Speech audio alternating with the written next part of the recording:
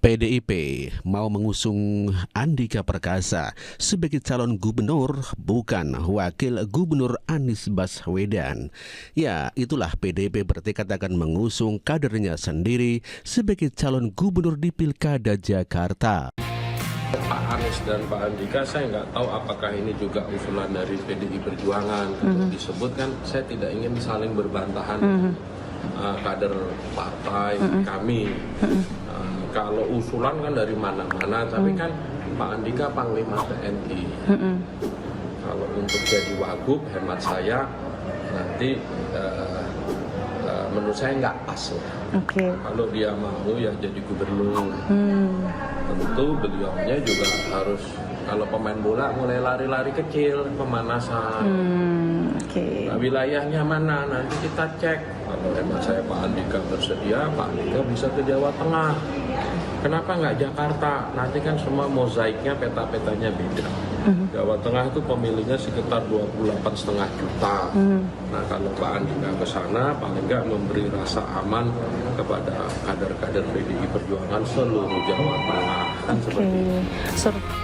Sementara itu, Sekjen PDIP Hasto Kristianto mengatakan bahwa akan mengajukan kadernya sendiri, kader PDIP, bukan kader dari partai lain. Ya, tentunya di sini ada Andika Perkasa ya, yang digembar-gemborkan dia adalah sudah menjadi kader PDIP dan dia adalah mantan Panglima TNI. Sementara itu, Sekjen PDI Perjuangan Hasto Kristianto menyatakan PDIP akan mendorong kader internal potensial di Pilgub Jakarta.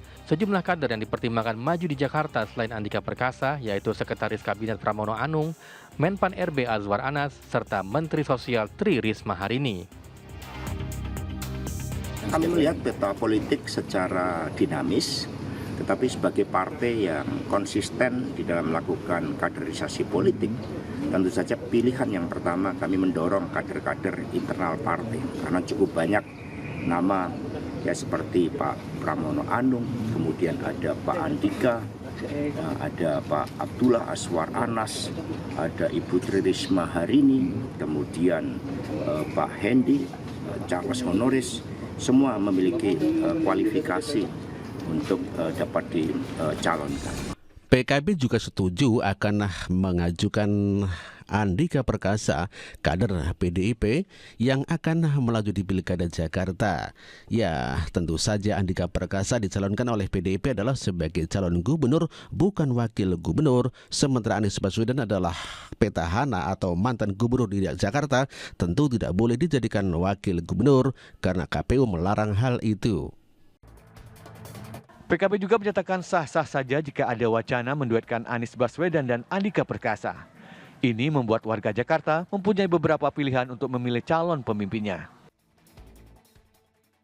Tentu PKB harus mericek keinginan warga melalui survei. Mana lebih bagus?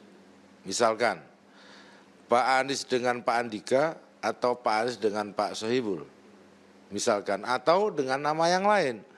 Karena ini prosesnya adalah proses menentukan yang terbaik. Jadi sehingga warga DKI diberikan kira-kira pilihan-pilihan.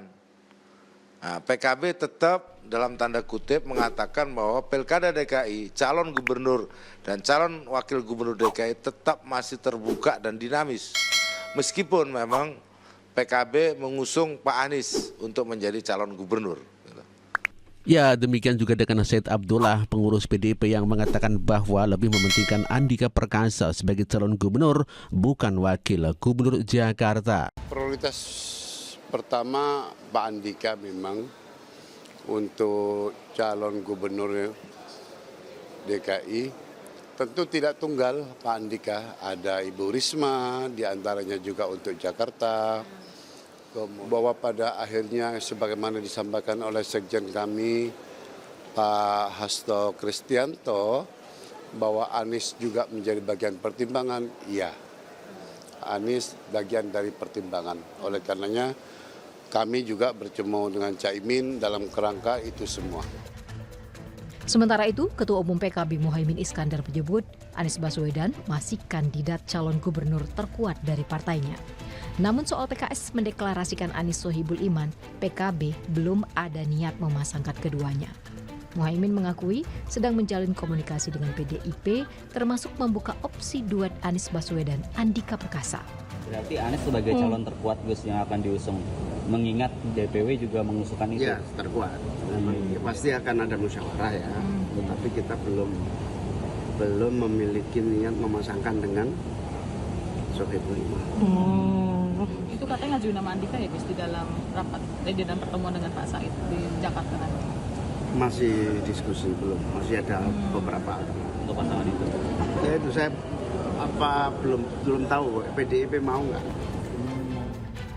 Meski PDIP dan PKB ada wacana menduetkan Anies Baswedan dengan Andika Perkasa, PKS yakin tetap akan bekerja sama dengan PKB soal calon gubernur dan wakil gubernur Pilkada Jakarta.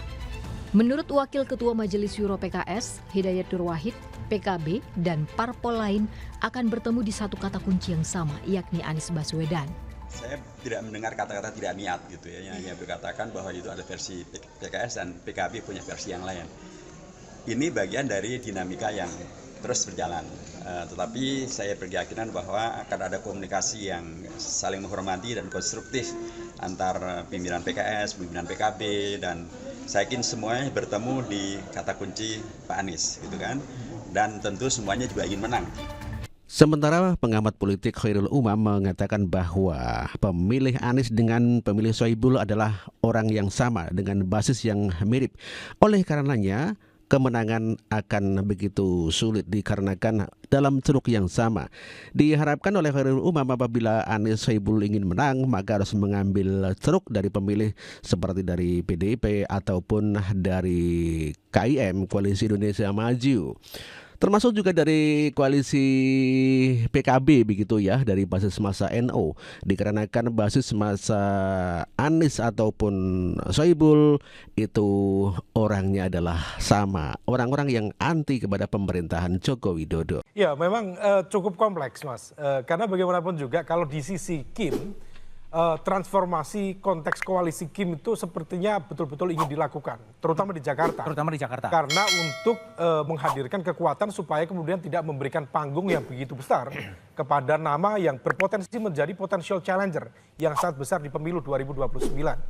Tetapi per hari ini tampaknya masih ada kegamangan, tarik ulur, karena pertaruhannya juga cukup besar.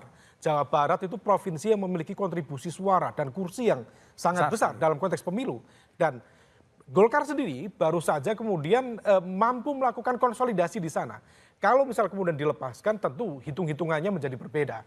Tetapi yang menarik ini di kubu sebelah. Karena sebelah mana? Ya ini di Pak Mardhani. Karena ilmunya Pak Mardhani ini mencoba untuk memfotokopi ilmu yang dilakukan oleh PKB sebenarnya.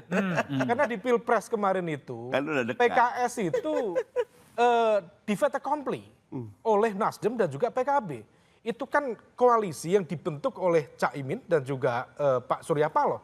Kemudian di fait accompli, kemudian kalau misal PKS ikut, alhamdulillah, nggak ikut ya udah nggak apa-apa. Nah sekarang yang dilakukan PKS adalah mencoba untuk menggunakan jurus yang sama kepada PKB. Mengunci langkah PKB. Artinya apa? Kalau misal kemudian ini ujian konsistensi, kemarin katanya selepet, narasi perubahan. Nah kalau misal konsisten harusnya berada di tempat yang sama. Kalau misal kemarin PKS legowo, harusnya diharapkan oleh teman-teman PKS, PKB kali ini juga legowo. Nah problemnya Mas Budiman, kalau misal kemudian Anies Baswedan dengan Pak Sohibul Iman, maka ada potensi memiliki basis ceruk pemilih loyal yang mirip. Untuk tidak mengatakan sama.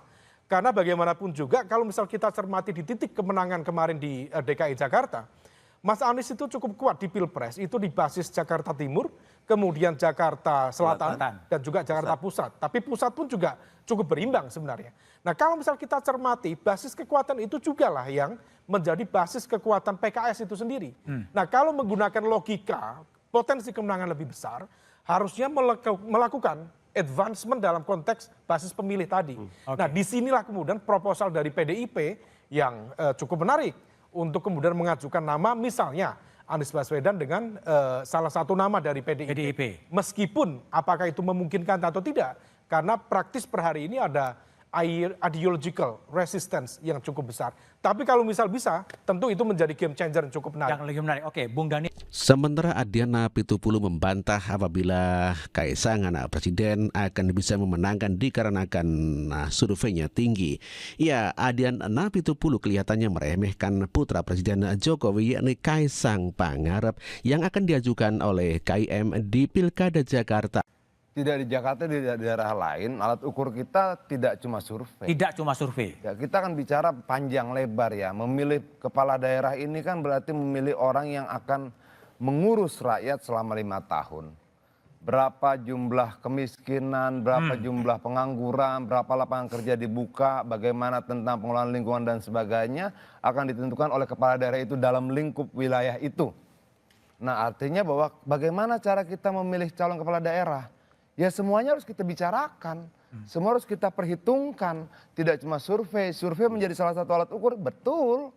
Tapi kalau kemudian secara ideologi dia tidak sama, tidak punya sinergisitas dengan kita dalam konteks melihat keberagaman, melihat hak-hak yang menolak, kita sama-sama menolak diskriminasi dalam segala macam bentuknya dan sebagainya, dia berbeda, ya kita kan bertimbang-timbang dong, kan gitu loh. Kalau kemudian dia lebih berpihak pada kepengerusakan lingkungan, ya kita pasti bertimbang-timbang juga. Artinya baik itu sederhana, kenapa kita selalu dibilang orang, kok kalian selalu terakhir sih? Namanya keluar, ya karena pertimbangannya banyak. Percaya nggak bahwa ketika sebuah partai memutuskan si A atau si B, maka baik buruknya pemerintahan daerah itu menjadi tanggung jawab moral, sejarah dari partai itu dan para pengambil keputusannya. Artinya belum ada nama sampai sekarang? Ada banyak nama. Banyak nama. Dan semua sedang kita timbang. Jadi tidak, wah anak presiden, surveinya bagus, kenapa bapaknya bagus? Anaknya mudah-mudahan bagus juga, mudah-mudahan kita menang. Enggak sesederhana itu. Wah surveinya 73% Jokowi, tapi kan dia tidak sebutkan bahwa 70% itu, 75% itu dari 80% penerima bansos gitu loh. Iya kan, survei Kompas kan begitu. Jokowi tingkat kepuasan publiknya dapat 75%, tapi dari seluruh responden itu 80%-nya penerima bansos gitu loh. Artinya ada 4,sekian persen penerima bansos yang tidak puas terhadap Jokowi juga. Nah, itu kan harus kita jelaskan secara komplit pada rakyat. Jangan kita manipulasi lah kesadaran orang ini dan bercerita sepenggal-sepenggal. Apa ya yang penting kita menang, surveinya bagus. Enggak. Jakarta tuh berapa jumlah penduduk? Berapa juta? Nah, sekian juta itu yang kita pertaruhkan dalam pemilihan-pilihan orang itu. Baik. Kita sudah timbang-timbang matang-matang aja bisa salah. Apalagi kemudian sekedar pilih gitu loh.